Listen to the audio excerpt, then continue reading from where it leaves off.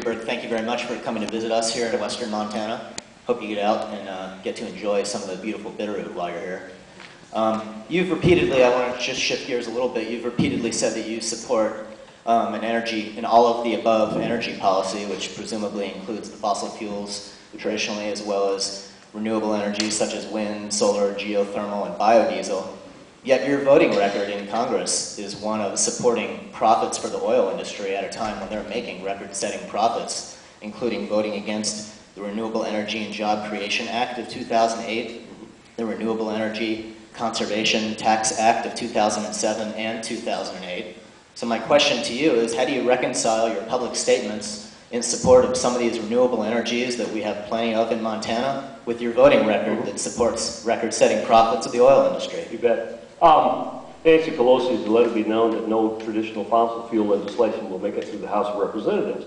So when we were working on the Energy Policy Act of 2005, we did everything we could to make it comprehensive, including offshore drilling, opening up ANWR, but it also had the various components that dealt with renewable energy, conservation, and grants and loans. But we weren't successful in getting everything we wanted. We got part through, but certain parts were always left out because of an extreme environmental community that opposed things like offshore drilling and making us less dependent on foreign sources for our natural gas. And so when we were in charge, we did the best we could to get as much through, understanding that the best we could do at that time was a compromise. And those were the things that the majority of the Congress were willing to accept. Fast forward to the Pelosi regime and Harry Reid in the Senate, and it became apparent that they didn't want a comprehensive plan. They started from the renewable aspect alone. And somewhere along the line, you have to sit down in the threshold and say, you know, that's not going to solve our problem. If we want to solve our problem, let's have a comprehensive plan. Let's get back to some of the things that we were talking about, but don't just start picking up the pieces that you agree with as a starting point and not give us an opportunity to have a comprehensive plan.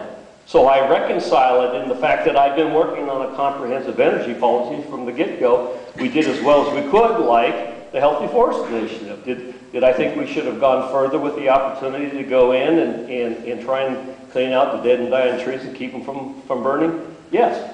Did we end up having to compromise back in the Healthy Forest Initiative? So half the money would be taken from going out in the forest and doing it the right way and put it into the urban interface, which would have been an entirely different kind of legislation called the Urban Interface Healthy Forest Initiative.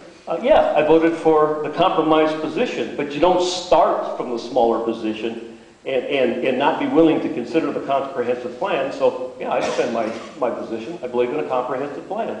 And you know, the tired old hackneyed argument that I'm in the pocket of big oil, I'm sorry, but I try and do everything I possibly can to see that we have access to more of our own resources within America rather than relying upon people that are not necessarily friends, whether it's Russia or Saudi Arabia or some of the other countries.